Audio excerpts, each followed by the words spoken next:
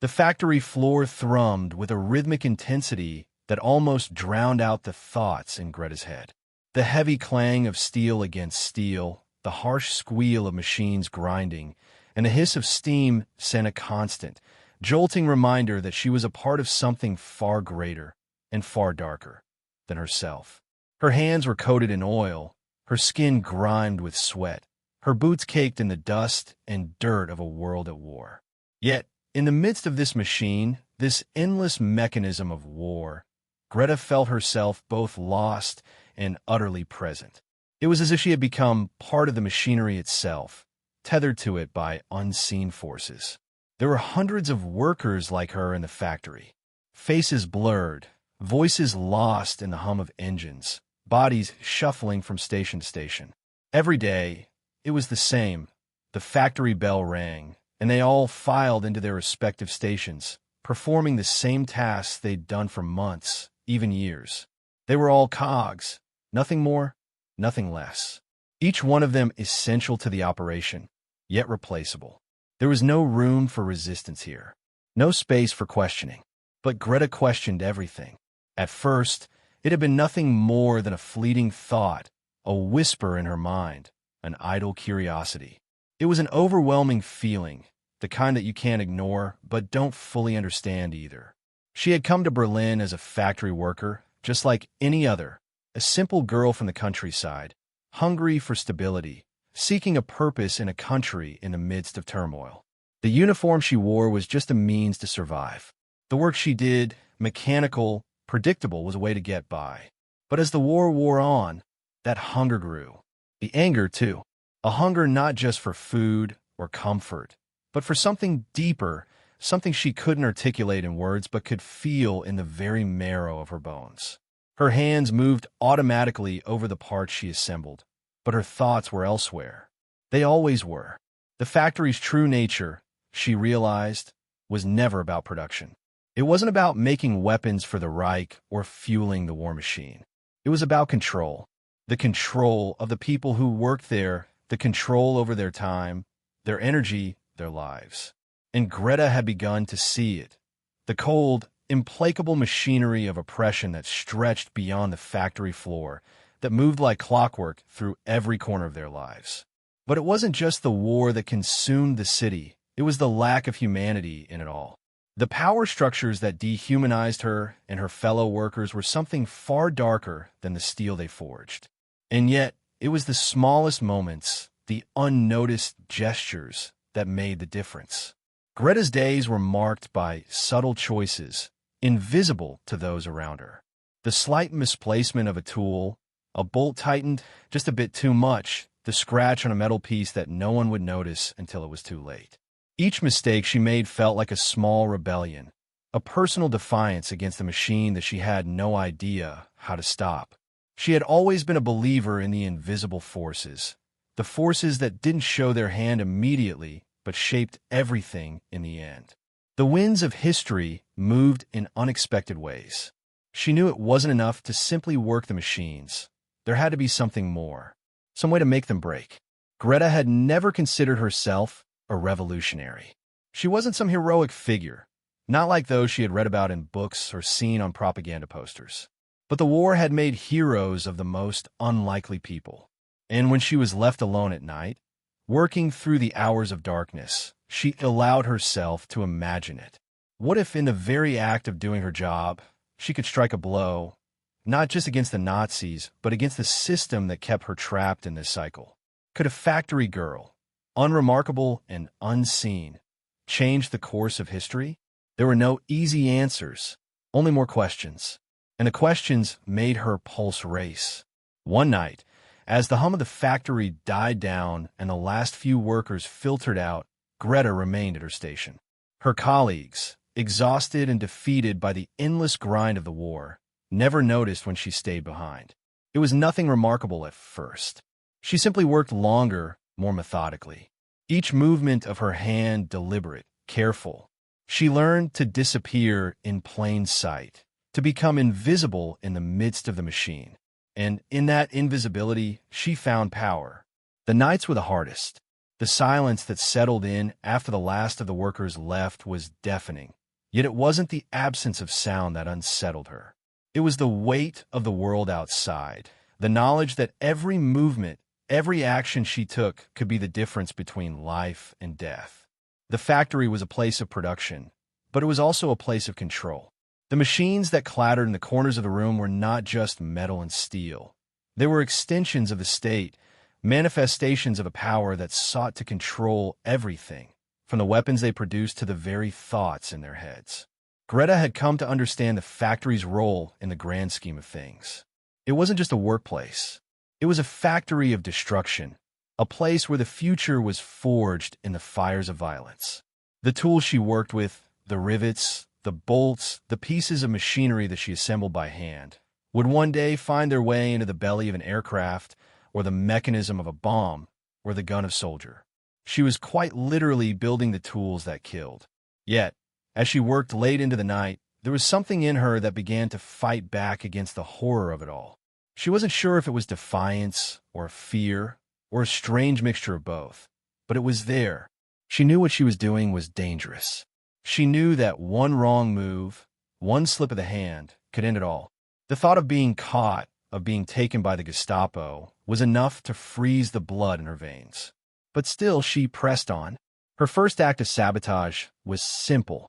A bolt that wouldn't tighten properly, a seam that wouldn't fit, nothing that anyone would notice. No one would question it. It wasn't a grand gesture, no explosions, no dramatic moment of triumph. It was quiet, almost invisible. But as she placed the faulty part into the line, she couldn't help but feel a rush of something. Maybe satisfaction, maybe something more dangerous. It was as if she were silently but profoundly defying the entire system, one small piece at a time. Greta's heart raced as she moved through the rest of the night, making sure each action, each decision, carried the same weight. The mistake she had made wasn't enough to bring the factory to its knees, but it was a message, a small, whispered protest against the war, against the system, against everything that had led her to this moment. The Nazis had no idea what was happening in the depths of their factories, in the quiet corners where workers like Greta labored in silence. They never suspected that one of their own could betray them so completely. It wasn't until days later, when the first batch of bombs failed to explode upon impact, that Greta realized the enormity of what she had done.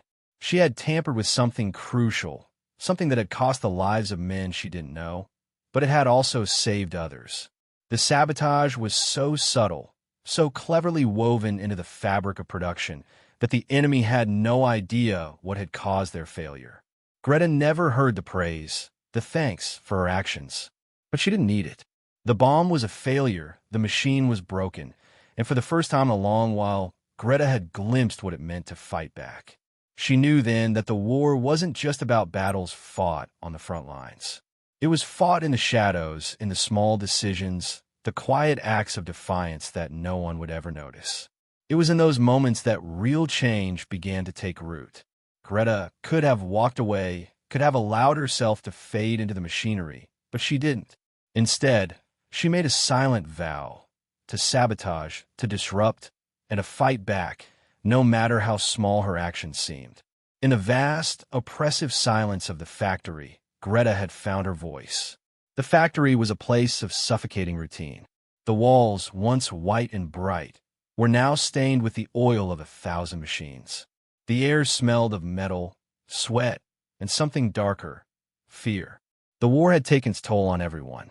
There were rumors, whispers that filtered through the halls like the dust that never settled. Workers had begun to disappear, and the Gestapo's presence was growing stronger by the day. Greta could feel it, the suffocating tension, the watching eyes, the creeping paranoia. It was only a matter of time before someone noticed the mistake she had left behind, the subtle sabotage that had become her quiet rebellion. But the more the Gestapo's eyes sharpened, the more Greta felt the need to act. She had already learned to move in the shadows, to work in silence, but now it wasn't enough.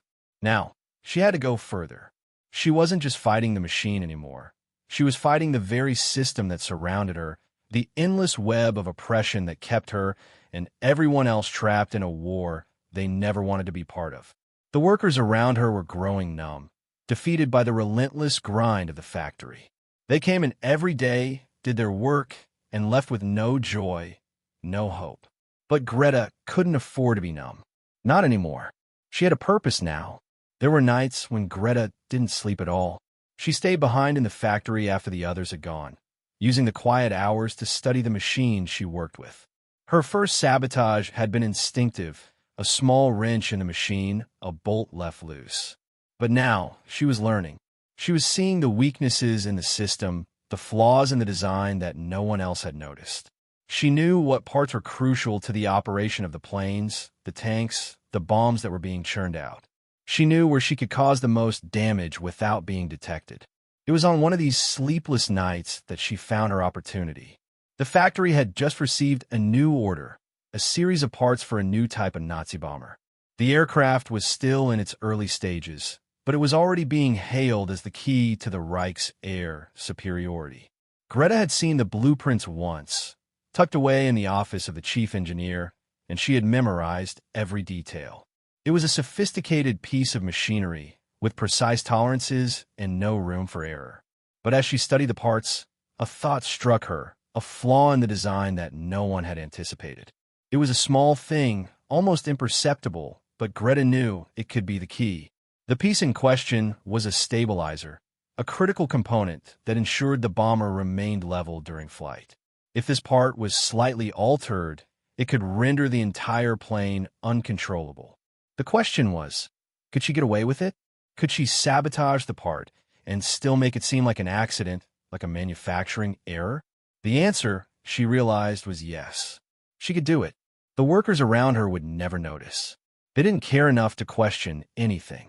It was just another part in the endless procession of war machinery. Greta spent the next few nights perfecting her plan. She worked in the silence of the factory, the sound of the machines her only companion. The hours stretched out before her, but she was patient. She knew that a small, precise mistake would be more effective than anything grandiose. A miscalculation, a misalignment. It would be enough to ground the aircraft, to make it fail before it even had a chance to soar into the sky. One night, when the factory was empty and the machines had fallen quiet, Greta took the stabilizer piece in her hands. The metal was cold, smooth, a thing of precision and purpose. It was beautiful in its own way, but it was also deadly. She studied it carefully, making sure no one would detect the change she was about to make. A single twist of the bolt, a fraction of an inch off center, a slight adjustment to the aerodynamics. It was so small, so subtle, that no one would ever know it was done on purpose. But Greta knew. She knew that the bomber, if it ever got off the ground, would be doomed. She felt a strange sense of exhilaration as she placed the sabotaged piece back into the line. It was not the kind of victory she had imagined. There were no cheers, no applause. But there was something more profound in that moment. The knowledge that she had, with nothing more than a wrench and a few quiet movements, disrupted the entire system. She had, in essence, taken part in the machinery of death and turned it against itself. The days that followed were a blur of activity. The factory continued to churn out parts, the machines never stopping, the assembly lines never pausing. No one knew that the key piece of the bomber was flawed. The engineers, the workers, they all assumed it was just another routine order. And for a while, Greta couldn't help but wonder if she had done the right thing. She had risked everything, her life, her freedom, for a cause she wasn't sure would even be noticed. She had become an enemy of the state, a traitor in the eyes of the very people she worked for. But in her heart, she knew she had done the only thing she could. She had disrupted the war effort in the smallest way, the most personal way she knew how. It wasn't until days later that the consequences of her actions became clear. The first test flight of the new bomber was supposed to be a triumph. The Reich's new weapon was ready, they thought. It was going to change the course of the war. But when the bomber took to the skies, something went horribly wrong. The plane, instead of soaring into the air, veered off course, crashing violently into the ground. The engineers couldn't understand it. There had been no mechanical failure, no problems with the construction. The plane had simply lost control.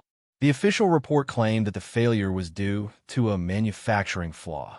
No one suspected sabotage, least of all the people in charge of the factory. It was a small victory, a tiny crack in the Nazi war machine, but it was enough. Greta watched from the shadows as the news filtered through the factory, the workers talking in hushed tones. The bomber was grounded, and the damage was done. But no one knew who had caused it. No one knew that it was the quiet factory girl, the one who worked in the shadows, who had played a part in its destruction. For Greta, the sabotage was not just an act of rebellion. It was something deeper. It was a moment of clarity, a realization that she could make a difference, no matter how small. She had been invisible for so long, a cog in the machine, but now she had power. She had the ability to strike at the heart of the war effort without anyone ever knowing. And that power, she realized, was not something she could give up. It was something that would keep her fighting, no matter the cost. In the days that followed, Greta worked harder than ever. She knew she couldn't stop now. The war wasn't over, and the machines of destruction kept turning. There would be more opportunities, more chances to strike back. She had learned that the war wasn't just about battles on the front lines or the big victories won by generals and armies. It was about the small, quiet victories, the ones no one noticed. It was about the way that one person, one small act could make a difference. But the Gestapo was closing in. It was only a matter of time before they began to suspect her. And when they did, there would be no turning back. Greta knew that, but she also knew that she had already made her mark. She had already disrupted the war machine in a way that no one would ever be able to undo. No one would know her name, but that didn't matter. What mattered was that she had fought back.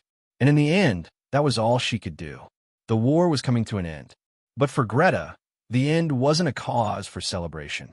It was merely the closing of one chapter, a brief interlude before the reckoning came. The Allies were advancing rapidly, and the city that had once been the heart of the Nazi war machine was now a landscape of ruin. Buildings were reduced to rubble, the streets flooded with refugees, soldiers returning in disarray, and the air was thick with the smoke of a dying regime. Every corner of Berlin seemed to scream of its impending collapse. But in the midst of it all, the factory remained operational. The machines still hummed. The workers still filed in, their faces hollowed out from years of grinding labor. Greta could feel the weight of the end coming. Not just the end of the war, but the end of everything she had known.